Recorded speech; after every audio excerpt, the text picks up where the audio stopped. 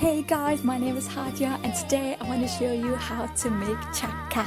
Chakka is basically my favorite stuffing in Bolani.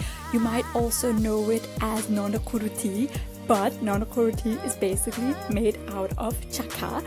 And today I'm going to show you how easy it is to make a chakka. Honestly, it's so easy that it's ridiculous.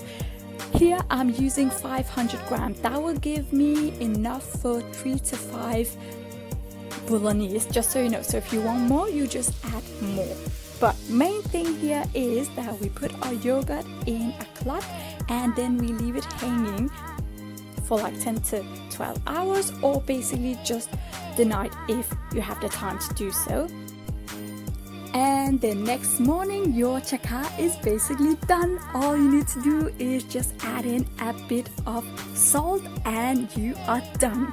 It's really important though to mention that you need to add in the salt after it's dry, like it's been hanging to dry, because otherwise your chakka is going to be really salty. And now you are ready to use it as your stuffing in your Bolani. Let me know in the comments if you are interested in me showing you how we make the Bolani dough, as well as me showing you which other stuffings you can use in your Bolani.